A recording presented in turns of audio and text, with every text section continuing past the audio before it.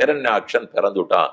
அவனுக்கு ஓஹோன்ற சக்தி பலம் எல்லாம் வளர்ந்துட்டபடியாலே உலகத்தை எல்லாம் நலிய தொடங்கினான். வேண்டாம், உலக கோ மாதா யாரோ பூமாதா, அந்த பூமாதாவையே ஒரு புடவைய போல மடிச்சு பிரளய சாகரம் சமுத்திரத்துக்குள்ளே ஒழித்து வைத்து விட்டான்.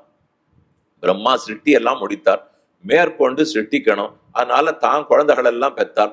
நீங்க கேள்விப்பட்டிருப்பீங்க, பிரம்மாவுக்கு சுவாயம்புவ மனுங்கிறவர் பிறந்தார். அவர் மேற்கொண்டு சிருஷ்டி ஆரம்பிக்கணும். ஆனா மனுவுக்கு சிருஷ்டித்தா மக்களை எங்க வைக்கிறதுன்னு தெரியல. வைக்க வேண்டிய இடம் பூமாதேவி தான் பிரளய கடலுக்குள்ள இருக்கிறதுனாலே படைத்தா எங்க கொண்டு போய் வைக்கிறது? தங்க தந்தையார் பிரம்மாவிடத்துல வந்து கேட்கிறார். அப்ப அவர் அப்படியே மூக்கு கொஞ்சம் விடைச்சு என்ன பண்ணலாம், எப்படி ஜனங்களை ரட்சிக்கிறது, பூமாதேவியே கடலுக்குள்ளே சிக்கி கொண்டாலாமே, எப்படி ரட்சிக்கலாம்னு பெருமாள் பார்க்கிறார்.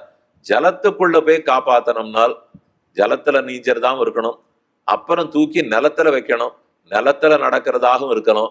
எந்த பிராணின்னு பார்த்தா பன்றின்னு தேர்ந்தெடுத்தாலும் அதுதான் ஜலத்துல வேணும்னாலும் நீஞ்சிக்கும், நிலத்துல வேணும்னாலும் நடக்கும். சேரு சகதியா இருக்கும். இந்த ரெண்டு சேர் இடத்துல சகதியா இருக்கும் இல்லையோ, பன்றி சகதியில தாராளமா போகும். அதே போல அழுக்கு தண்ணீர் பாசி எல்லாம் உடம்புல பட்டா பன்றிக்கு கவலையே இல்லை. சிங்கமா இருந்ததுன்னா கிடைக்கவே வராது.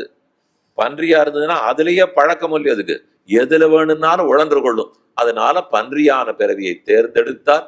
எங்கிருந்து பெருமாள் பிறந்தார், எப்படி பூமாதேவியை ரட்சிக்கலான்னு பிரம்மா யோசனை பண்ணிட்டு இருக்கார். பண்ணும்போது மூக்கு கொஞ்சம் விடைச்சுதான் ஏதோ சிந்திச்சுட்டு இருக்கார்.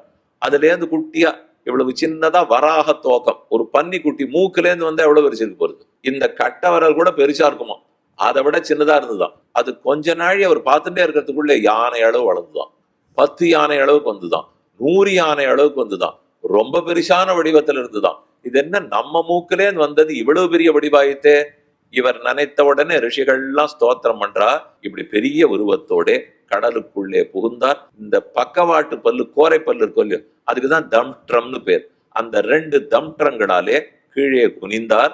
பூமாதேவிய உடம்பு அலுங்காமல் நலுங்காமல் குலுங்காமல் ஒரே ஒரு துகள் மண்ணு கூட அசையாம தூக்கினாராம். பூனை எல்லாம் தன் குட்டிய ஒரு இடத்துல இருந்து ஒரு இடத்துக்கு மாத்தும் பாருங்க, பல்லால இப்படி கெட்டியா பிடிச்சுக்கும்.